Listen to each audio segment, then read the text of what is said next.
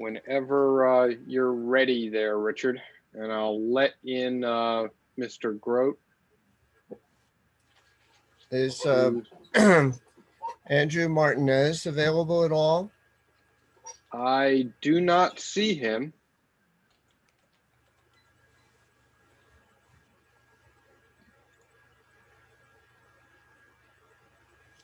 I did not hear from him saying that he would not be able to make it, so I do expect him.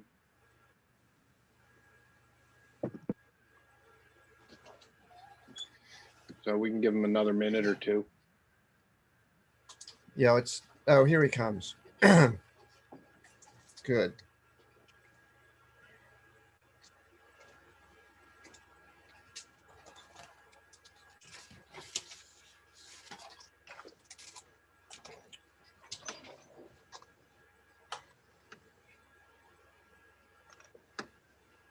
All right. Andrew's here, so I think we can call the meeting to order if you're all ready. Okay. Let's call the meeting to order. It is 5:31 p.m. on February 4th, 2021. Calling the meeting of the South Kingstown Historic District Commission to order. We'll have a roll call, and I'll read the names, and you can say here to acknowledge your presence. Andrew Martinez. Here. Linda Stedman. Here. Karen De Silva. Here. Shantia Underhagen. Here. And Richard Youngkin. I'm here speaking. So I think we have all of our members in attendance. Is that correct? All of our active members, correct? Yes, all of our active members. So I think we can move on to item 3, which is the approval of the minutes. The draft minutes for our December 9th, 2020 meeting, I think were mailed out to you. Do we have any comments? Any corrections? And I may call on you individually, just so we're sure that the record's clear that you have none. Karen? Do you have any comments on the minutes? No? Hello, Richard. This is Andy Tights. Can I make a suggestion? Certainly. Just if you had a motion to approve the minutes and second it, and then for these simple motions, what I suggest boards do is you ask if there's anyone opposed. And then if there's no one opposed, then you've got it approved. Obviously, when you're actually, reviewing something or granting or denying something, you'd have a roll call vote. But that seemed to work well for the minutes to keep things like that, to keep things moving quickly.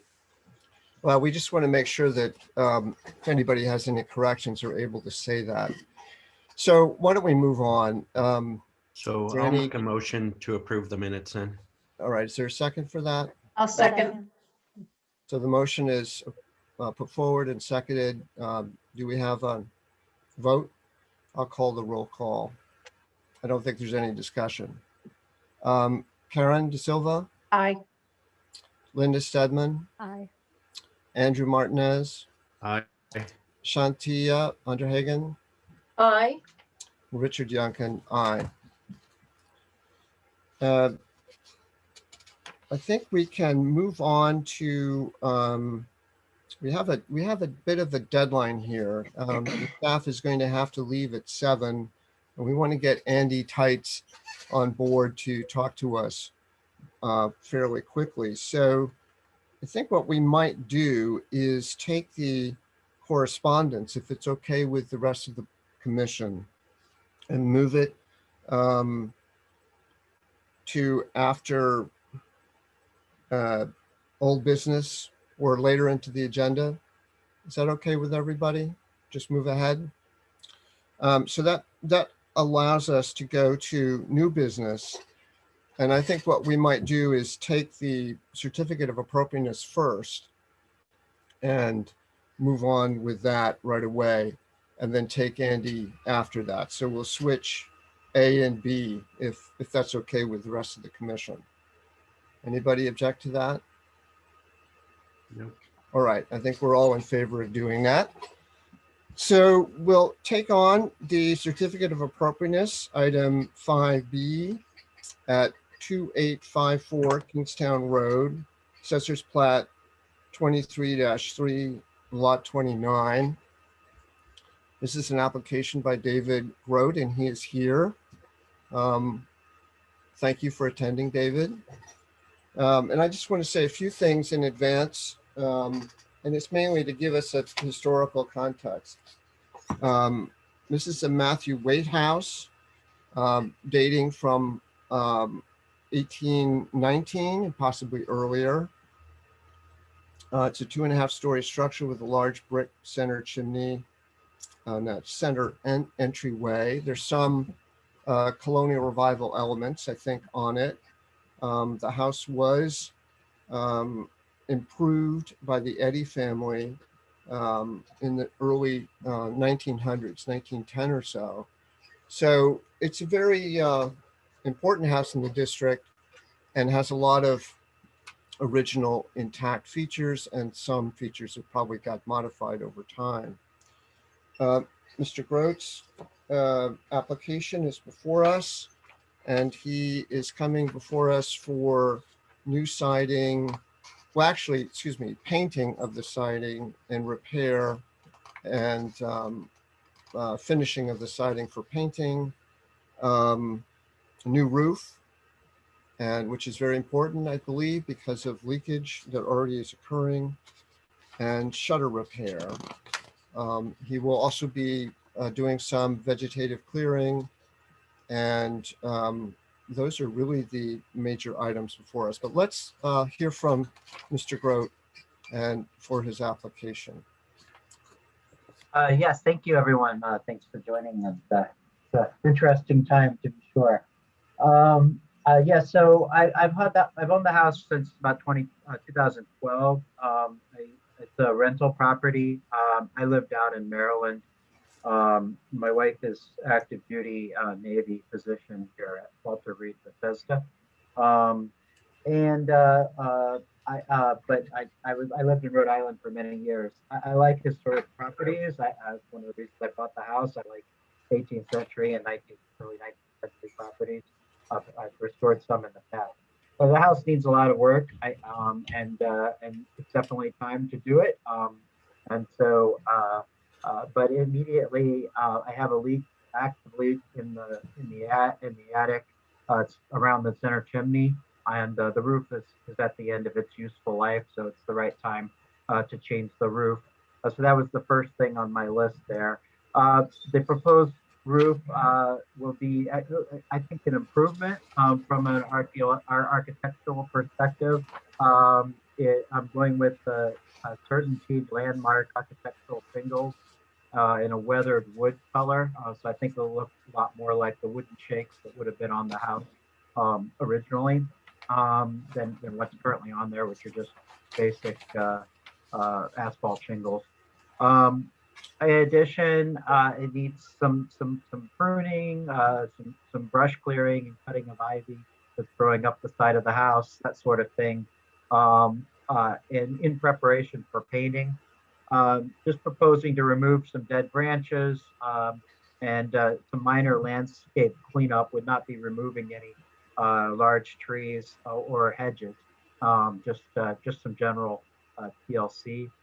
The next thing is repair and rehang existing wooden shutters.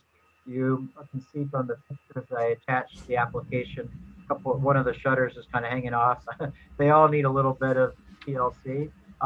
Would not be replacing them. Would just be repairing them, and then rehanging them, remounting them, and then repair and fill where required on the siding, existing wooden siding. You might have to replace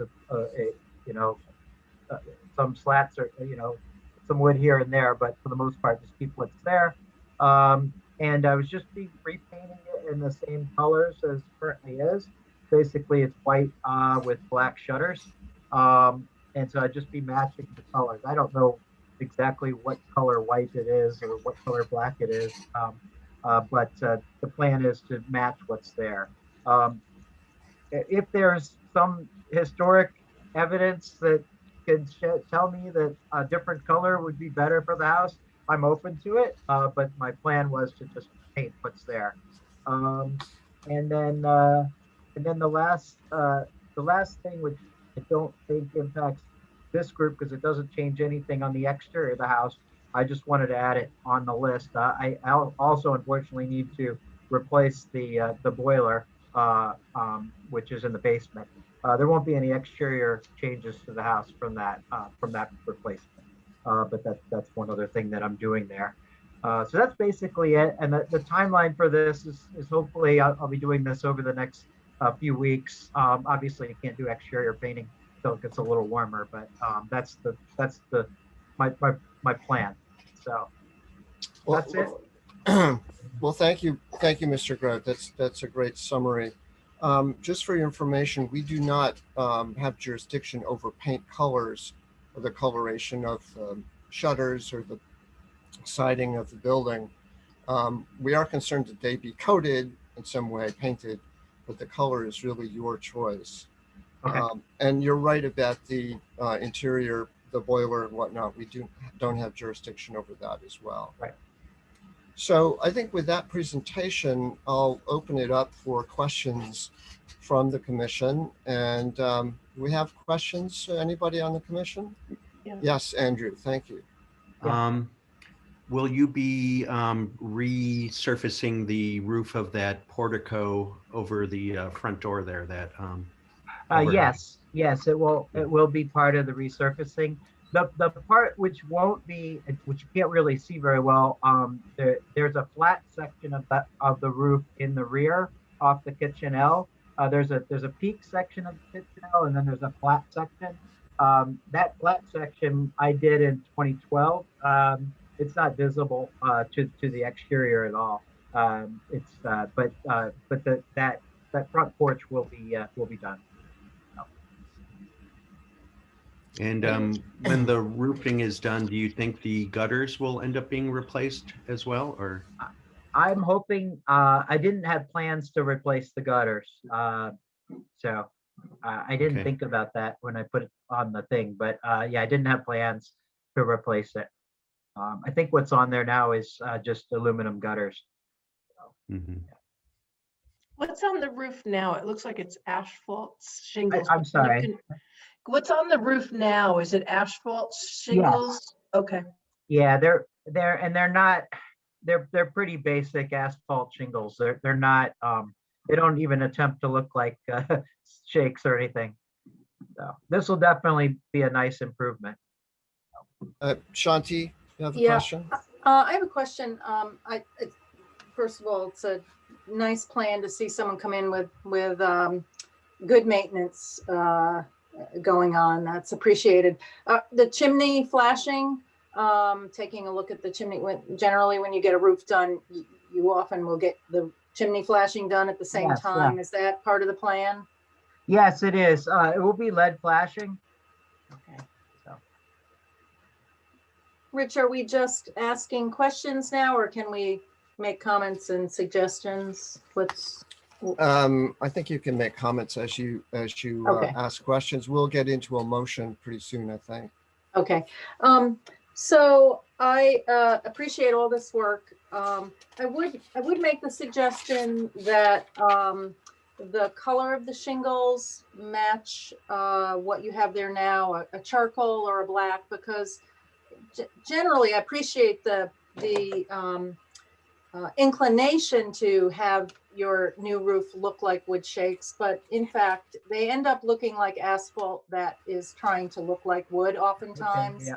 And it just doesn't work. You know, we're used to looking at asphalt roofing on buildings, on historic buildings, and I think just a good charcoal, not even a deep black, but a charcoal gray would be a better choice, and would that's my suggestion again.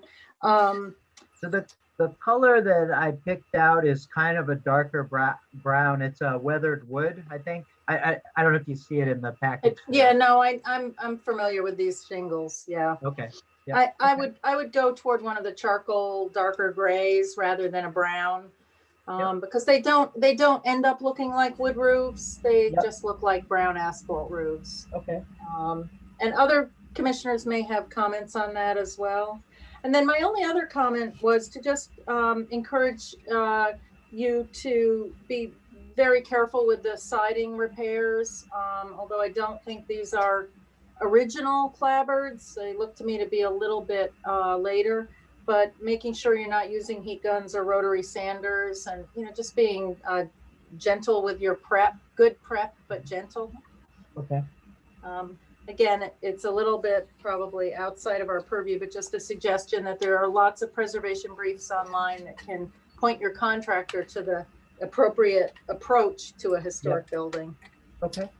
So we have a comment from Brian. So hand up, Brian. Yeah, just to work off of what Shantia just said, I would direct David to look at the standards and guidelines when it does talk about surface preparation for paint and using gentle methods, staying away from aggressive methods like sandblasting and stuff like that, in order to preserve as much of the original material as you can and not damage the surface. Okay. Insofar as the roof goes, the regulations are clear that a straight exchange asphalt for asphalt shouldn't be a problem. And I understand, I haven't handled all that many of these reviews, but I got the call from Mr. Grote, and he was anxious to get the roof repaired because it was leaking, and I had the availability to put him on the agenda, so I did. But after some further reading, it appears to me that what he's asking to do really falls into the routine maintenance category.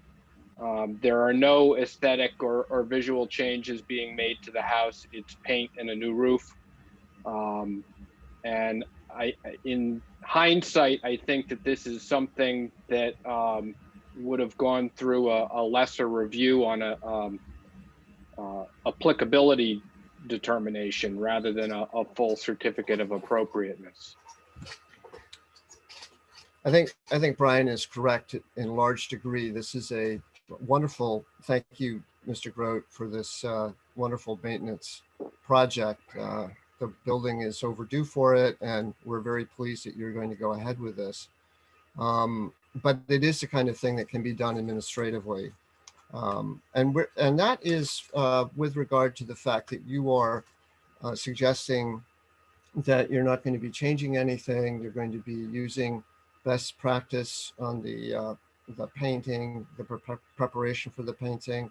The building does have a lot of architectural features that are detailed in terms of the moldings and the raking boards to the roof, the window trim, the cornice work, the door surrounds.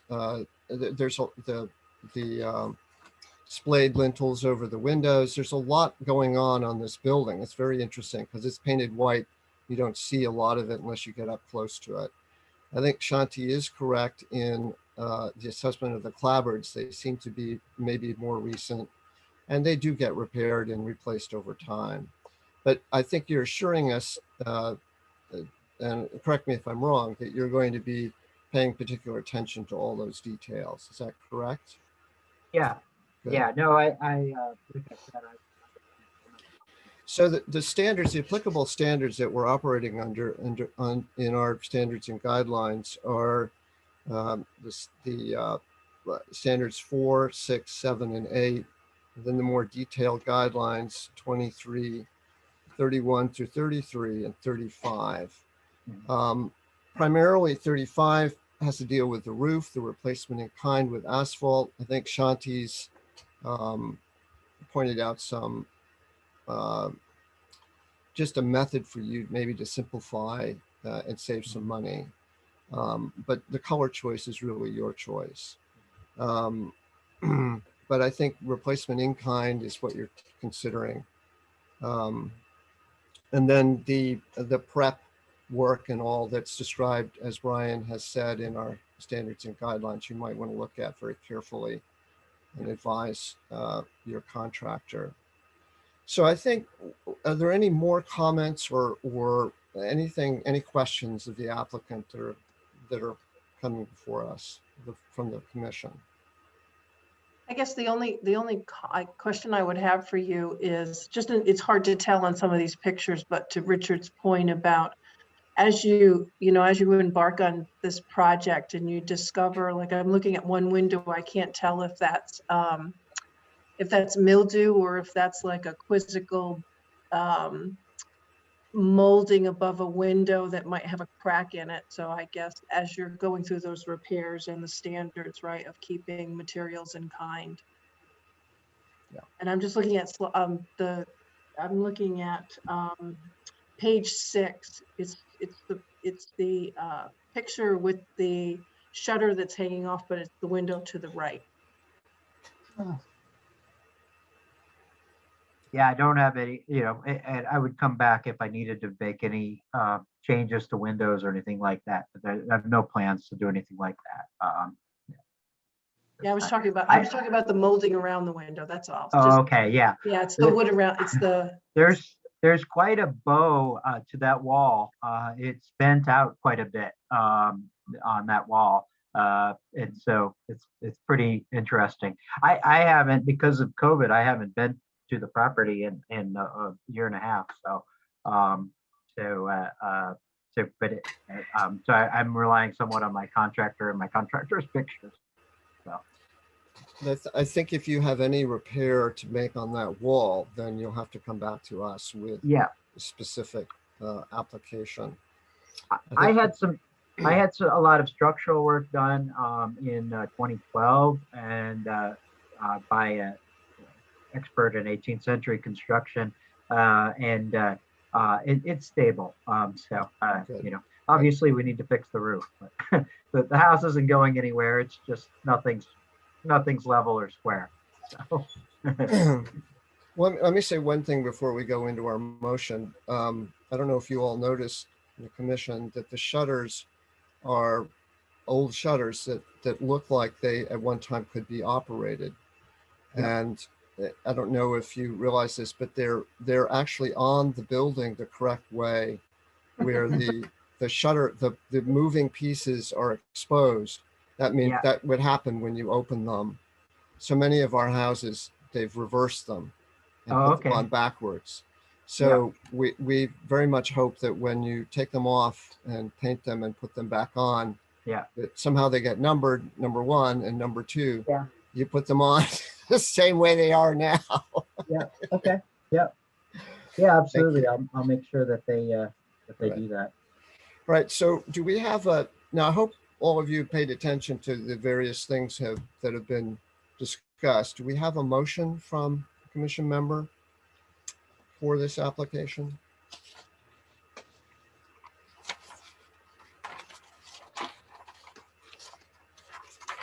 Anyone willing to make a motion? I'll try. Let's see. I move that we approve the certificate of appropriateness at 2854 Kingstown Road, Assessor's Plat 23-3, Lot 29, for asphalt roof replacement, exterior sidewall cleaning and repainting,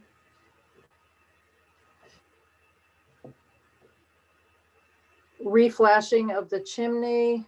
And Andrew, you added something. I'm sorry to have to ask, but there was something you asked about that. It's pruning and the landscape, maintenance. I think Andrew's addition was about the porch roof, to make sure that that's was right. Included. Okay, so re-roofing the main house and the front porch. Yeah. And repairing the shutters. And repairing and reinstalling the shutters as they currently exist.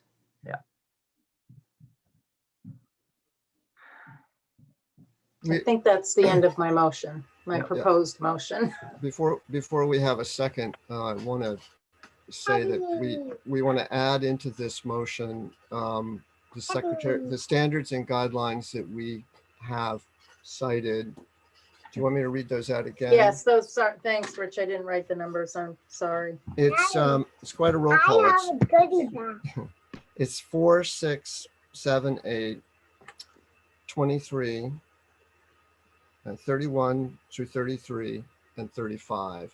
There's quite a range here because we're talking about a number of things on the building.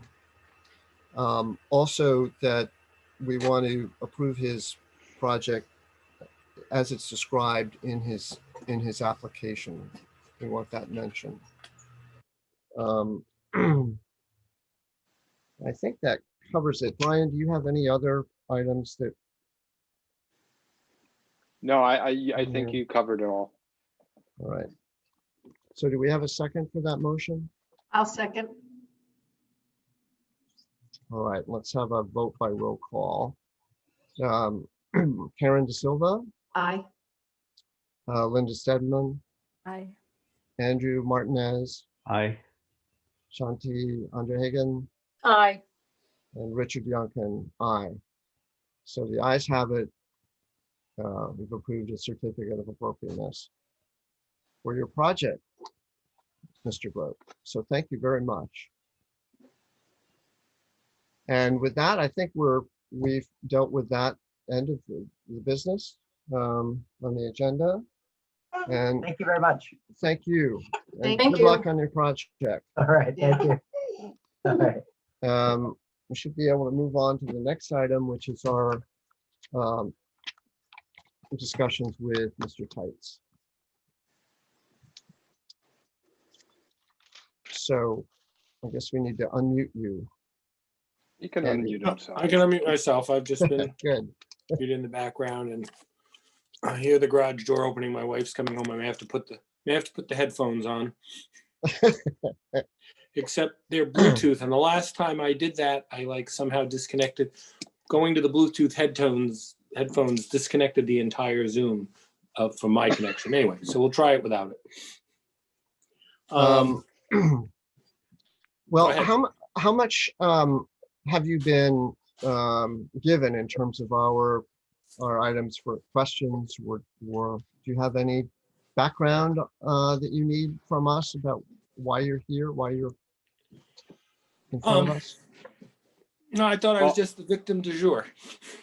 No, after I- some of our previous discussions, I thought it might be helpful, and I think it's always a good idea on sort of a regular basis to have legal counsel step in and refresh board members' minds about the extent of the board's responsibilities and authorities, just as a general case. And then, Richard, you forwarded me some additional questions arising out of the cottage zoning issue in terms of the relationship between the historic district and the zoning ordinance. Correct. So I think, as you know, I have a lot of experience with historic district representation. In fact, that's why I have to leave at 7:02. The Bristol Historic District Commission is meeting tonight. It's their monthly meeting. So I need to be there to represent them. I think it's been about a decade or maybe more since you last called on me. I guess you're doing a good job. If you're not calling for a lawyer to be present at the meetings, then I assume things are running smoothly. I have been aware of what's going on with the zoning, the cottage zoning and whatnot, and the issues, as was just said by Brian. And I did want to basically be available to answer your questions and discussion about that. I think the first question, that I do know was about what would prevail, the historic district versus if this new cottage zoning was in. That's a kind of simple question, but beyond that, I'm here for your questions and to discuss it.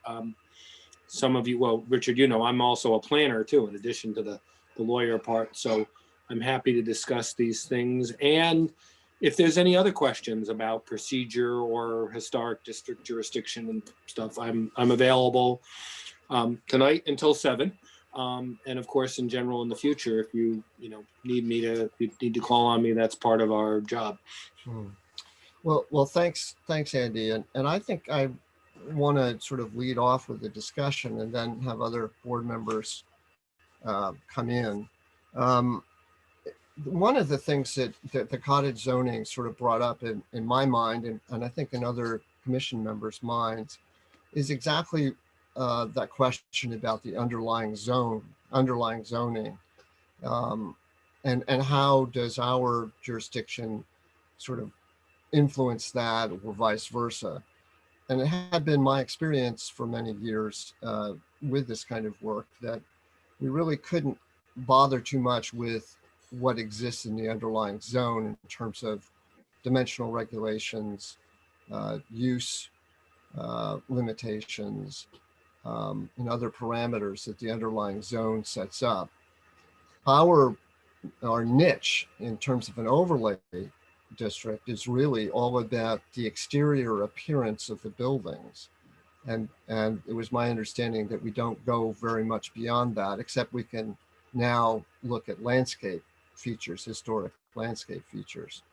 And those are things that we are not small planting beds and of that nature. They're primary sort of structural things in the landscape, as well as historic trees or specimen trees. So with that as a preamble, Andy, I think the big question for you from me is to sort of straighten us out a little bit on what is it about the underlying zone that's sort of untouchable from our perspective, and what are the things that we can have jurisdiction over in the underlying zone? Okay, and that's a good question. I think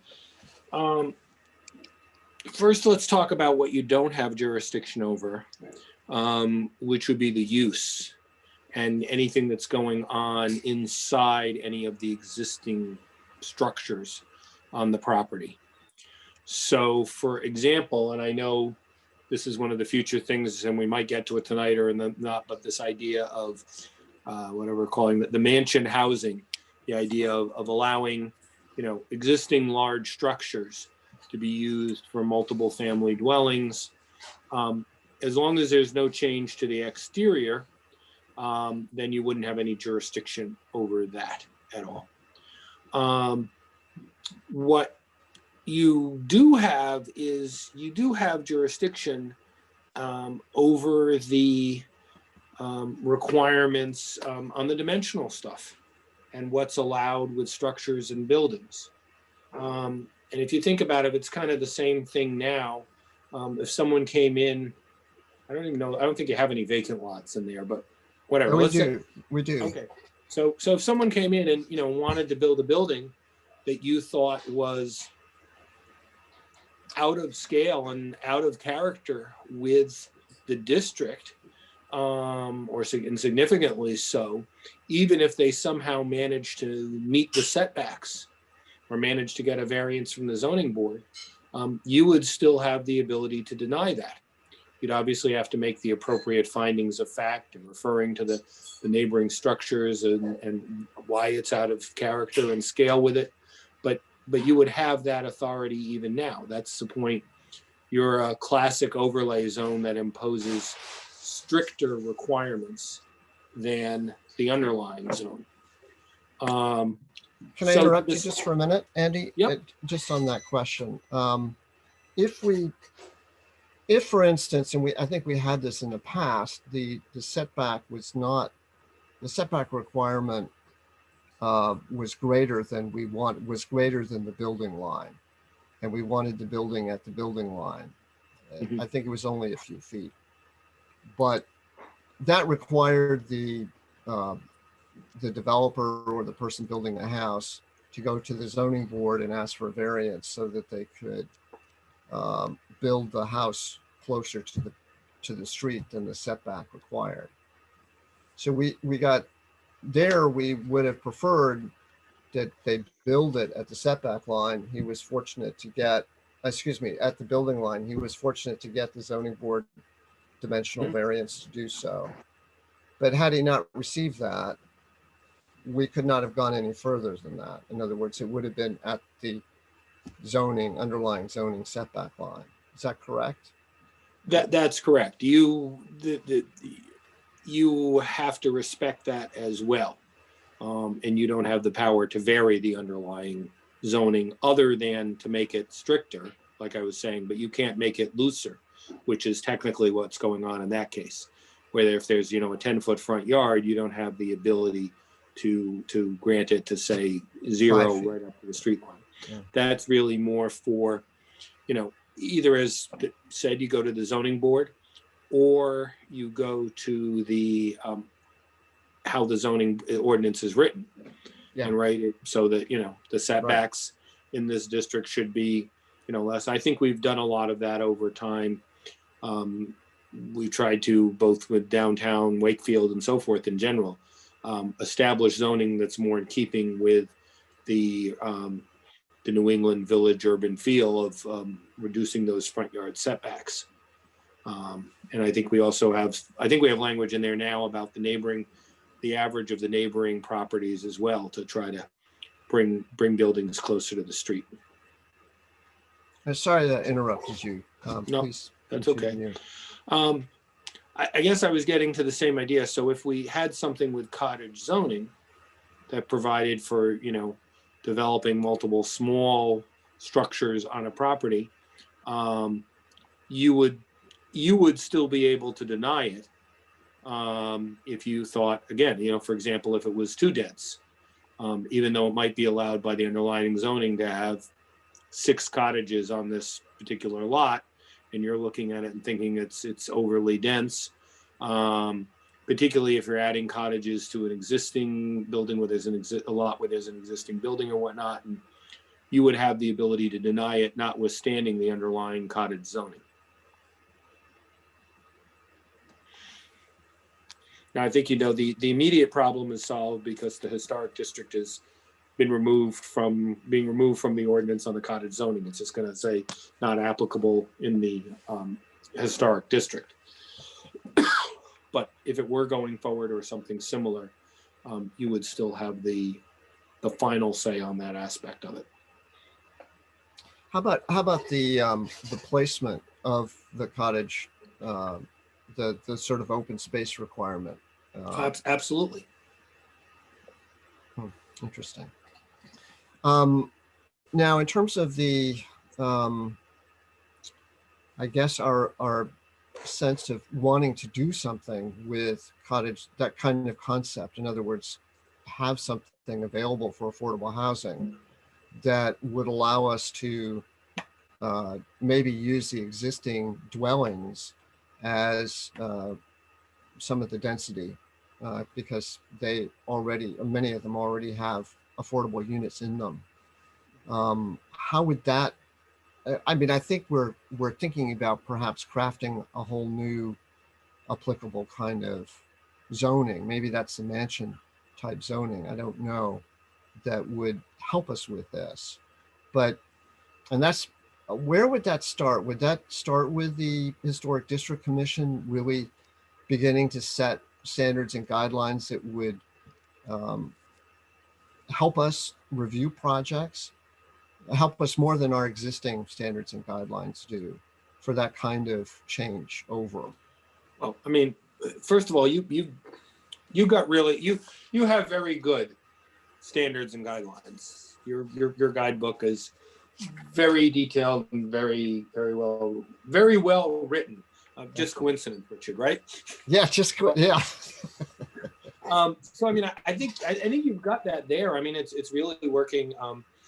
You got Brian here and you got Jamie on the Zoom too. I think working, you're very lucky in South Kingstown to have a substantial and skilled planning department with the resources, and I think working with them as far as in crafting it. What I see is, if the changes are being made to the underlying zoning to allow the increased density and whatnot. You know, probably what you're going to be looking at is things like adding extra entrances and extra parking and things like that. That's probably what's going to come on that sort of thing. If we're not talking about cottages, but just existing houses and increasing their density, that's probably the factors that you would be wanting to look at. And I don't know, I mean, I think you pretty well handle them as it is. I don't know, you know, how much more you do to it. Well, I think what we would maybe more so in terms of the outbuildings that exist, thinking about conversions of carriage barns and sheds and other outbuildings, and maybe even the building of new outbuilding type structures, not necessarily little cottages, but maybe more outbuildings. Maybe there's historical evidence for some that existed that are now gone that could be rebuilt, and they could be units, they could be additional units, provided the density worked on the land. Right, absolutely. And you would have that authority. I mean, if someone came in and, you know, they just wanted to build something plain and whatnot, or incongruous with it, you can say no. It's got to be consistent. It's got to be, you know, either ideally if there were some historical evidence, you know, or if not, you know, we don't want to have slavish devotion, so we have conjecturalism, but we do want the styles to reflect, you know, this is approximately where, and the massing and what, if there had been a carriage house there, what it would have looked like type thing. And that's certainly within your purview to determine. And, you know, that comes into play. You haven't had it yet, but, you know, one of the things is a comprehensive permit, which is under the state law for low and moderate income housing. Which is where someone comes in, and if they're going to provide 25% of the units to be low and moderate income housing, they can apply under this comprehensive permit, which is one-stop shopping before the planning board. Unfortunately, in that instance, you don't have a jurisdictional review. Your review is going to be advisory to the planning board as to the historic aspects of it. Who grants the permit in that case? Is it granted by a state board? No, it's granted by the planning board. It's subject to appeal to the state board, the State Housing Appeals Board, or SHAB as we call it. But the ultimate authority is the town's planning board in approving it? The initial authority, yes, is the planning board. Yep. Is there any other state authority that approves it? Only the regular state authorities, DEM, CRMC, DOT, etc. They still have their own regulatory authority. So the Preservation Commission has a regulatory authority? The State Historic Preservation and Heritage Commission? Yeah. Not by virtue of the comp permit. They wouldn't. That's what I'm saying. So, for example, I mean, if someone needed a curb cut, then they would go to DOT. They need a physical alteration permit. If the property happened to be, let's say the property happened to be on the waterfront, because I did deal with this with a historic funeral home in Westerly, and the CRMC jurisdiction actually runs up all the river all the way up there in between the Pawcatuck line in the middle of the river and the Westerly shore. And so consequently there, the CRMC had jurisdiction, so the State Historic Preservation and Heritage Commission had jurisdiction pursuant to that.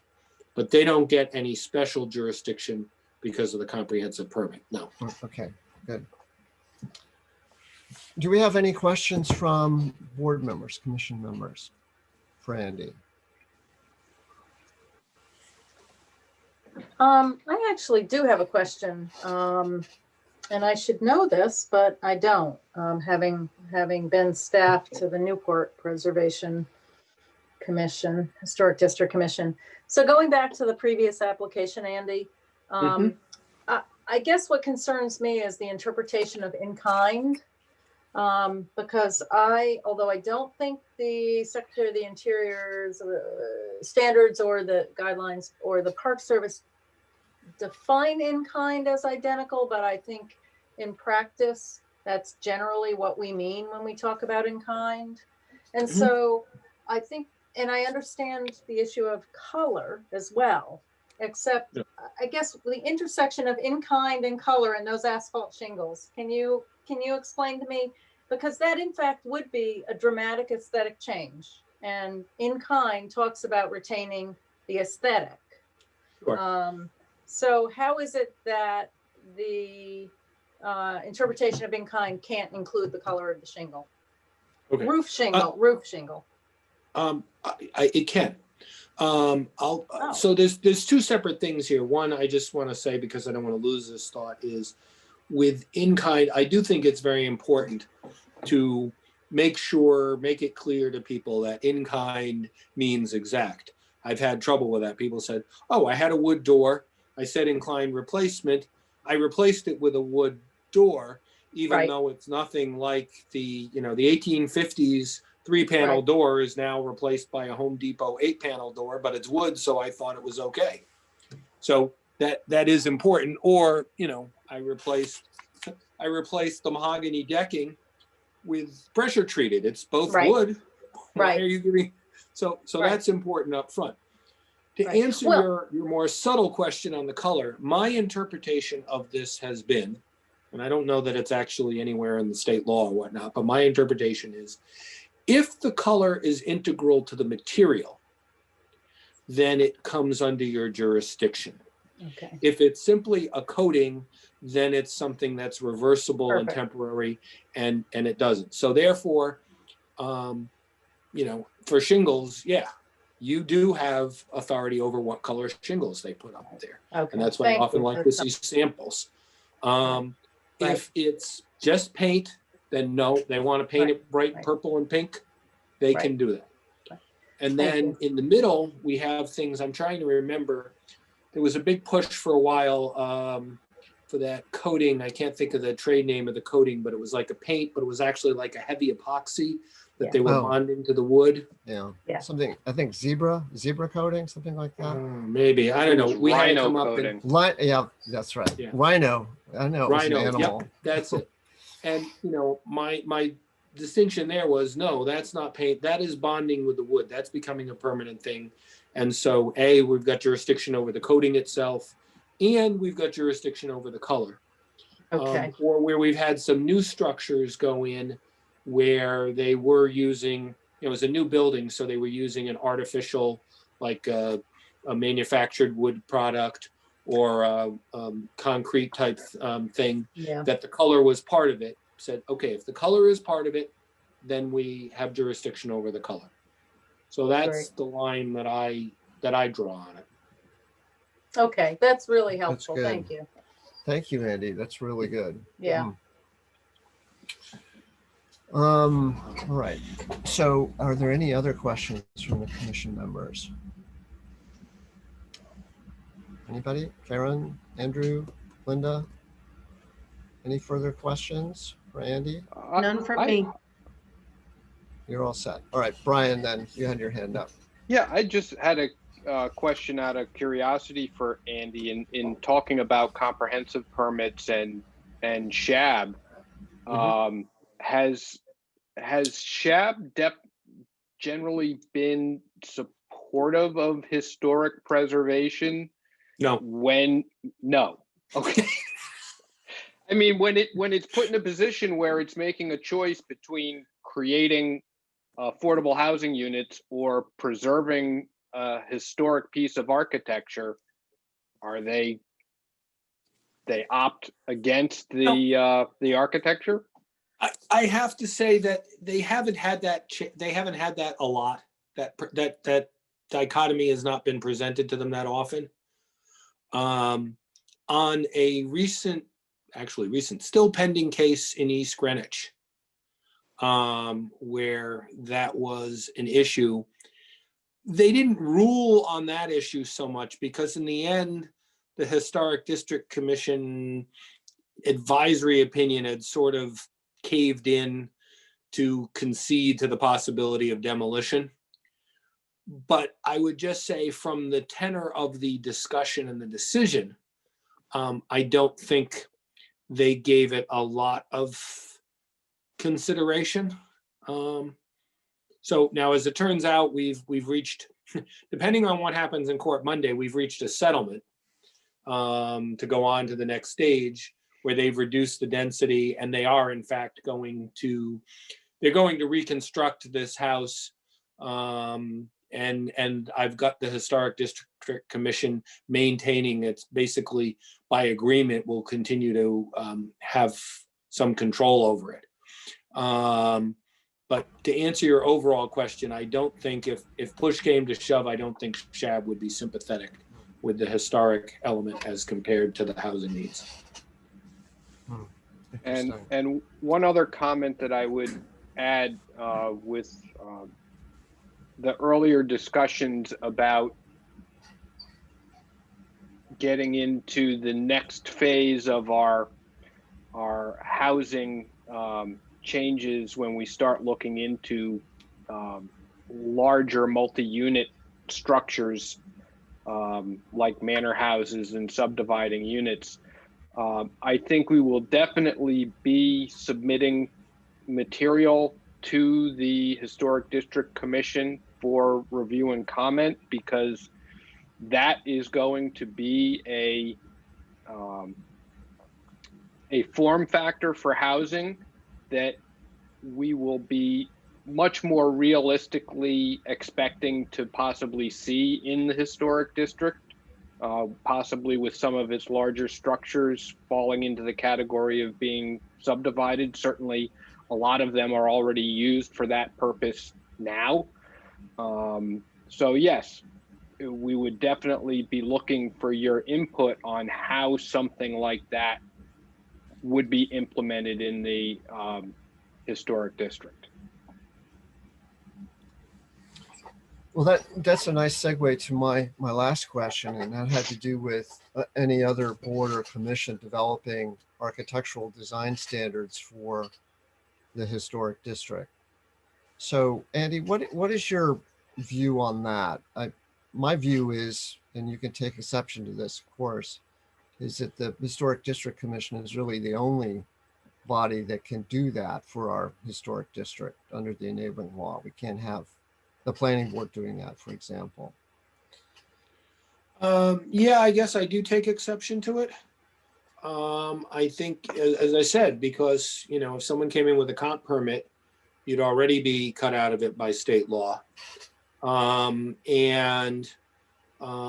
know, I think I seem to recall somewhere back in the distant past, I think I was with you on, because that was a question, someone was subdividing a lot and how they were going to subdivide the lot horizontal, you know, which way they were going to do it. And that was just the question, the intersection between the planning's role over the subdivision and the Historic District Commission. And I know I found that the Historic District Commission had it, even if planning approved it, if historic said no, they weren't able to do it, was my opinion on that. And I would still do it. So I don't think you're the exclusive one.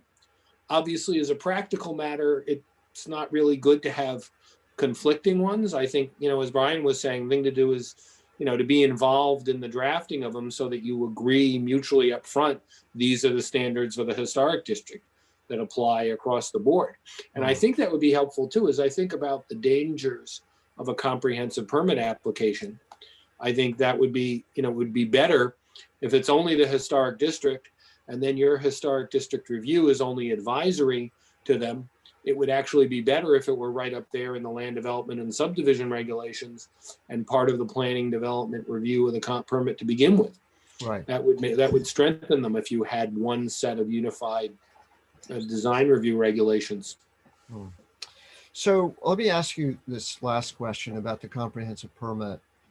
We're still going to be threatened by the comprehensive permit, aren't we, until the town reaches its mandated quota of affordable housing? There's no, if you have cottage zoning or if you have mansion zoning or if you have other affordable opportunities in our regs, we're still susceptible to comprehensive permit threats until we reach our threshold. Is that true? I don't know. I think, you know, perhaps threats are too strong a word, but challenges certainly that you're subject to. But the more that you can do to have these things in place, because that allows you to show that you treat affordable and market rate developments the same. If you have these regs in place and you apply it to a market rate unit in January, and then someone comes in with a low and moderate income housing comp permit in June, and you apply it and they scream and they, oh, it's not fair, you're applying it to me and you're being unreasonable, and they appeal it. It helps us a lot to be able to defend it and say, no, this is what applies to everybody. And we're not just trying to keep those people out. We are in fact applying this across the board. Mhm. So, can you be 100% protected? No, but you can't be, as we've learned in the last year, you can't be 100% protected against anything. Sort of like a So- vaccine that works 50-50. Exactly. Well, no, we're looking for the booster here to bring us up to 90%. 90%. Okay, good.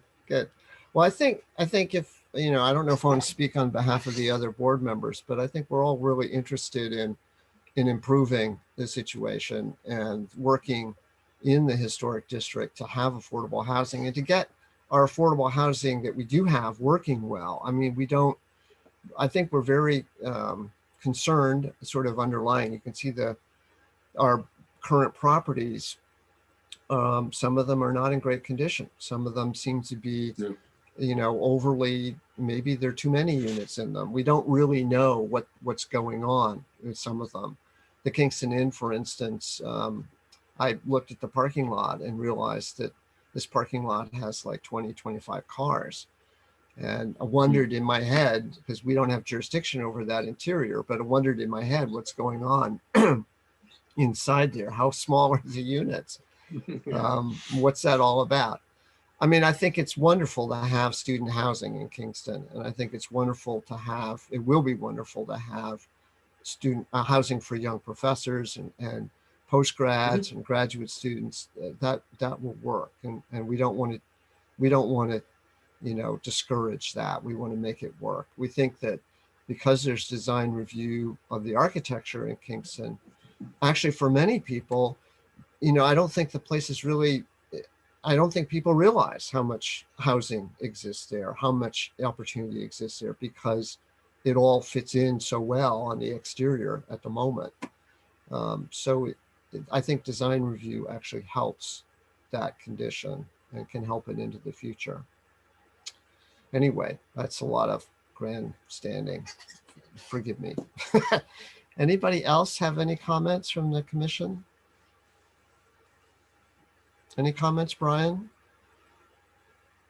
I know Jamie's hanging out there too. So Jamie, I think it was just going to observe, but he may chime in on some of this. I think to the questions and concerns about the comprehensive permit, one of the things we can do to avoid that, which is partly what we're trying to do with some of these design exercises, is to create more attractive alternatives for developers where we can maintain a little bit more control over the design process than the comprehensive permit situation.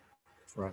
So if we can present them, for example, in the historic district, with a scheme for creating mansion type zoning, that they can make work at a good profit margin for them without having to fight with the town over a comprehensive permit,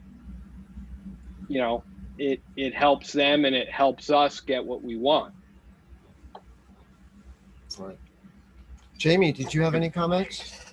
Yep, Ms. Chuckin, if I can, just a couple of things, observations in the discussion, which I think is great and wonderful.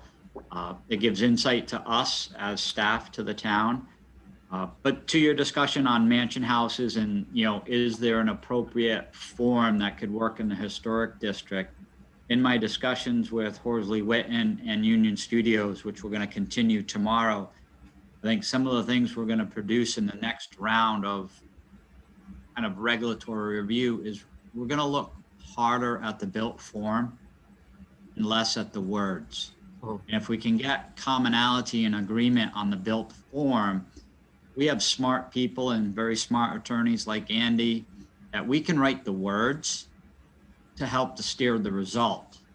A lot of times you write words without really clearly understanding what the outcome is from those words that are written. I think that's probably one of the things I brought to the table on the cottage regulations, that you wrote this regulation and it's very dimensionally based. Do you have any idea what the unit's going to look like when someone applies? And they're like, well, it's going to, I'm like, yeah, it's going to be 18 feet tall and 1,200, no more than 1,200 square feet, but you don't have a single architectural standard associated with your dimensional code.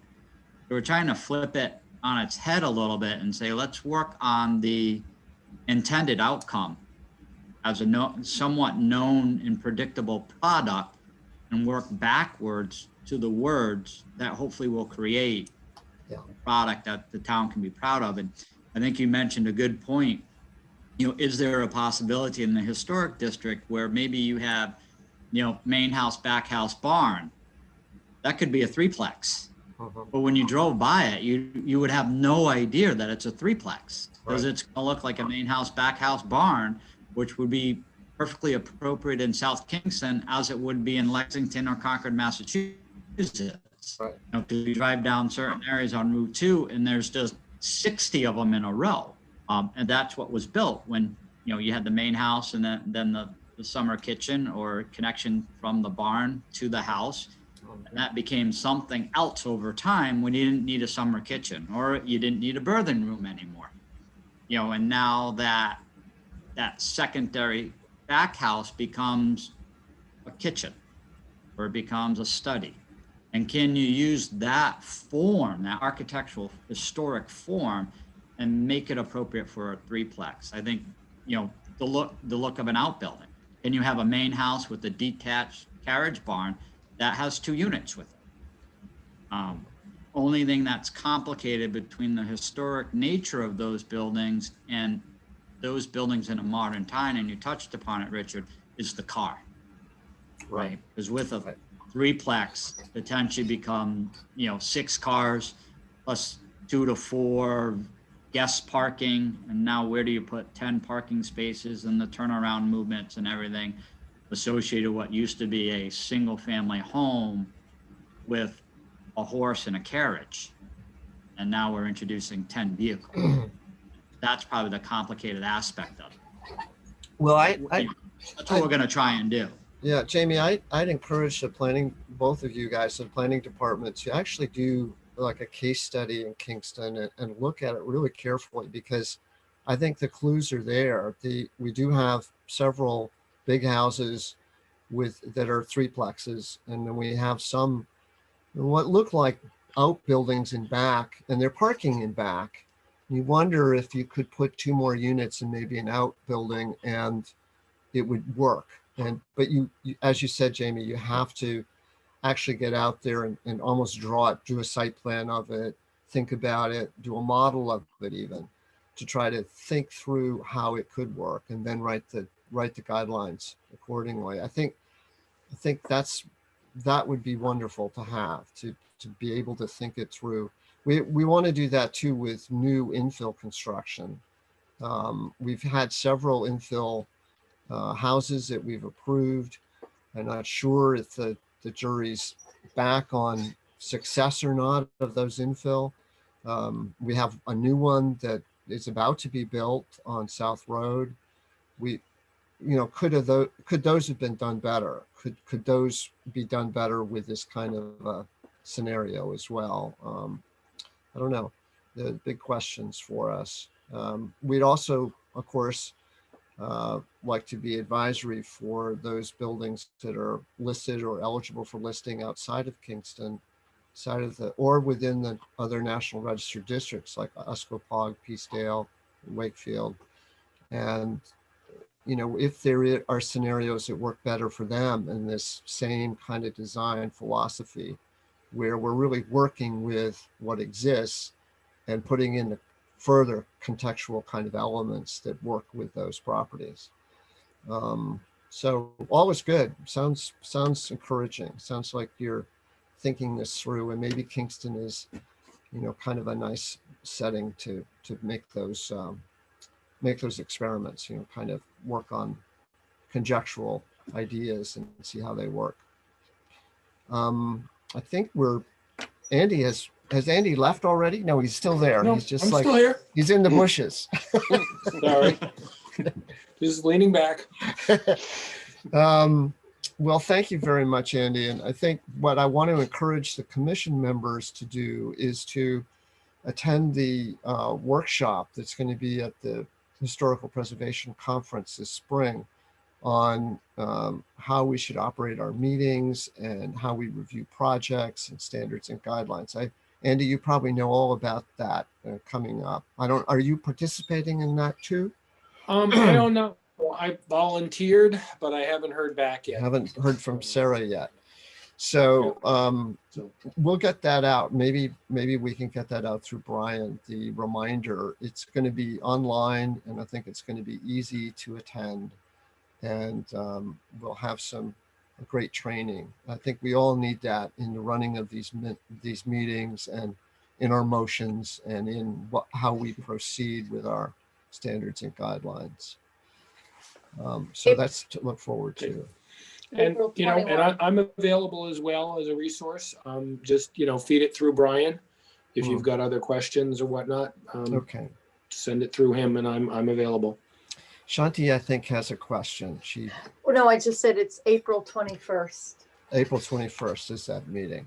That's the Preservation Commission conference where we'll have. The conference is 21 to 23, but the first day is the commission training, I believe. Commission. Okay, good. So, guys, put that on your calendars if you've got the time. It'd be great to attend. All right. Any more questions for Andy? I think we covered the bases. Thank you so much. Okay, my pleasure. Keep doing your good job. Thank you. Thank you. Thank you so Thanks, much. Andy. Thanks. Bye. All right. I think we can move on. I'm going to make sure I got the right agenda here. I'm not a great chairman because I shuffle papers too much and move things around. So do you want to go back and breeze through the correspondence? Yeah, I think that's important that we do that, get that done, because it has to be recorded in our minutes. Okay, And so then we'll move on to the election after that. so as staff, I'll report in. We issued the certificate of appropriateness that you approved at the last meeting in December for 2590 Kingstown Road. We also had received a letter asking us whether we wanted to comment under Section 106 of the National Historic Preservation Act regarding some telecom antennas on top of the Morrisfield Road water tower. The water tower itself is outside of the historic district. It is an existing structure. The antennas are on an existing structure. Our zoning ordinances strongly encourage the placement of antennas on existing structures. In fact, you are allowed to do it by right, because we would much prefer that than to see towers going up. The work that was being proposed was really just adding antennas, the bar antennas, the vertical bar antennas to the existing structure. They're not going to be going up, going out, expanding the dimensions of it at all. So they're going to be moving some of the existing antennas around to make some room and then putting some new antennas up there as well.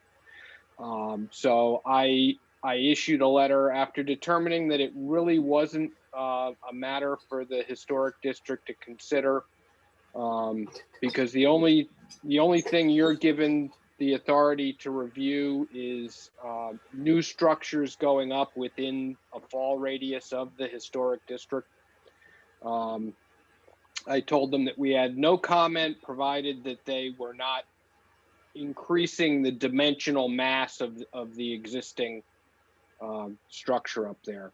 I will note, in addition, I've received a similar letter from T-Mobile proposing to add a couple of more antennas up there.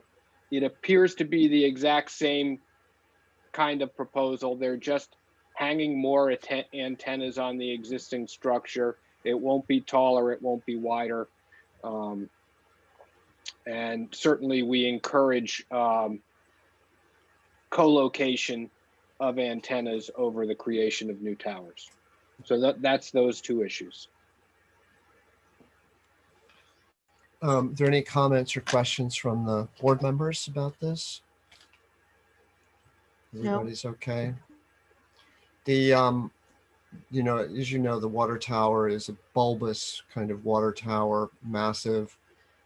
It is screened by a great number of trees from Old North Road, and then from the heart of the district. The part of the district that sees the tower is really the eastern edge of the district on Kingstown Road, or Mooresfield Road, I think it is. It's sort of beyond, east of the intersection of 108 and 138.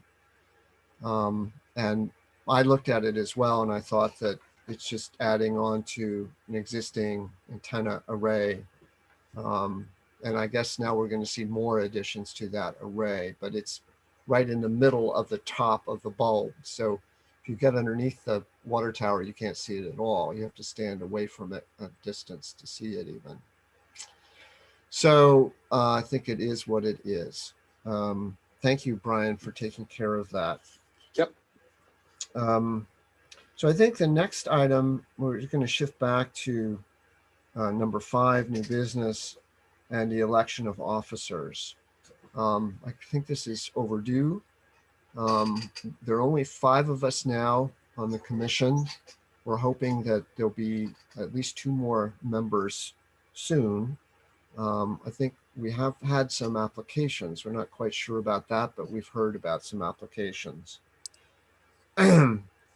So with that, I'm not really comfortable continuing as the chairman. I don't mind being the vice chair, but I think that I talk too much and I'm not that effective. So anyway, I have a lot of personal things going on and I don't really have the time for it.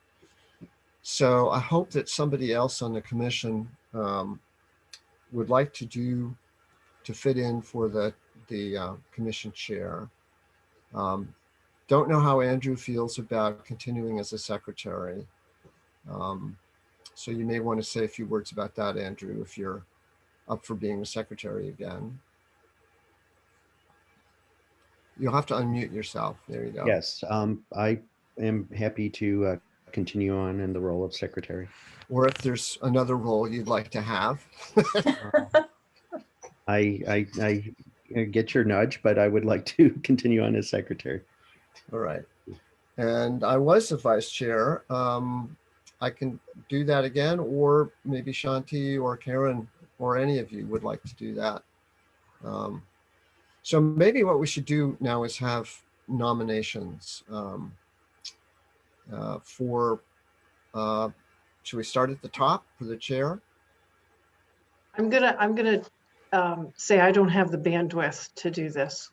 My work day doesn't stop now until 7 at night. So there's no way I could take on additional. Sorry. Okay. Right. Well, I'd like to make a nomination. I think I'd like to nominate Shanti for the vice chair's position. See if she'll take that. I would do vice chair.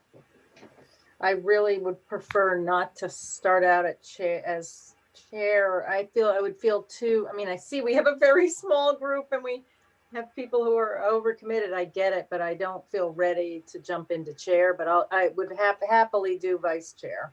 All right. So we have a partial slate now. Yeah. How about Linda? Would you like to be the chair? I physically cannot do that, not at this time. Do it. I wish I could. I just have too many irons in the fire, and I don't think I'd be very effective at it. Could Rich, could we, or maybe Brian, I don't know who can answer this. Could we elect officers for a shorter period of time? In other words, if we could convince Rich to serve as chair for 6 more months or 3 more months, or so, you know, a shorter period of time to bridge while we get a member or 2 more and get a little more comfortable with the new composition and then figure it out? Well, we are required to have annual elections for the positions, typically to serve the year. There would be 2 ways of dealing with that. We don't vote for a chair right now, and Rich or another volunteer would stand in as acting chair. The other way to handle it is to elect somebody as chair with the understanding that they might be looking to step down from that position mid-year. There's nothing preventing you from resigning your position as an officer and retaining your membership on the board. Okay. So Rich, I guess I'd ask you if you would be comfortable serving at least through the May meeting as chair, and maybe we could revisit it then.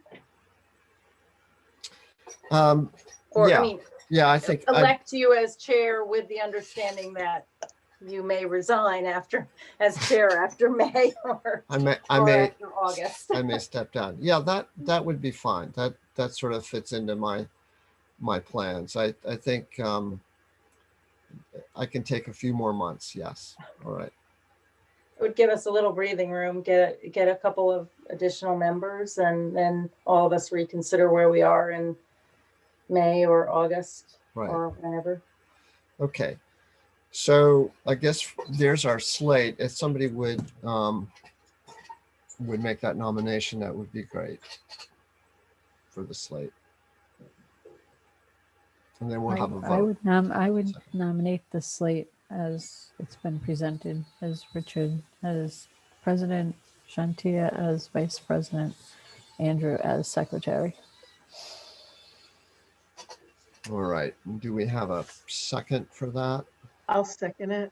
I've got a dog that's out of control right now. Sorry.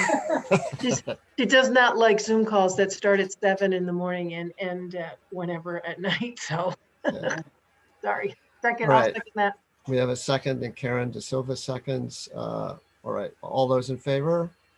Aye. Aye. Aye. So Aye. I think we're all in favor. Thank you, Without a Rich. roll call. All right. So we'll go with that for the moment. Moving on, I think what we've decided to do is we've got our old business, and we can maybe quickly go through that. The cottage zoning update, I think we've already given you. I don't know, Brian, have we covered that already? That was number 7. Yeah, Andy sort of did that. The only thing I was going to say there was that the decision was made to exempt the historic district from the cottage zoning, so that would no longer be an option within the historic district. I think both Jamie and I stand with our conclusions that it would not have impacted your jurisdiction and review authority, but we also didn't think it was extremely likely that anybody was going to pursue that in the historic district, and in the interest of getting the ordinance through and done in set, we decided that that was just the way to go. Okay. And that being said, I'd like to note it's 10 of 7. I do need some time between now and 7 o'clock to shut this meeting down, start the new meeting up, and take care of some things before that meeting. Thank you, Brian. And I think that our old business, basically, we can defer to the next meeting. There's really very, very little to say about all of these things. Please, though, item D, 6D, the project awards, think about what would be great awards to give. We're not really providing much advisory opinions, but we may in the future for town projects and for other projects. And we're not doing much with the revolving fund research at the moment. So I think that can all be deferred. Thank you very much. Quick comment about D, just because I'm so bad at this, but I want to say I did see that Stedman's Bicycle has taken over County Auto. And I think it's worth taking a look at that. It might be a worthy project. I didn't look carefully enough, and I will, but if you happen to be driving by, it looks like a it good might be project. something. Yeah, might be something to consider. There's a little blue cottage now on Columbia Street nearby that was a Gothic cottage that could have been totally ruined and wasn't. So Yep.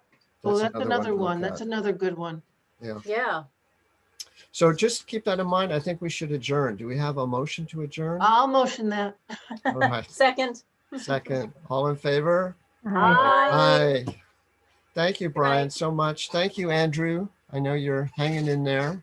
And Shanti and Linda and Karen. And Thank you thank so you. much. Thank you, Rich. Trying. Thank you, You're welcome. everybody. Bye, Brian. Yeah. Bye. Bye-bye. Nice to see you Stay guys. safe. Stay safe, Yeah, stay everybody. safe. Nice to see you.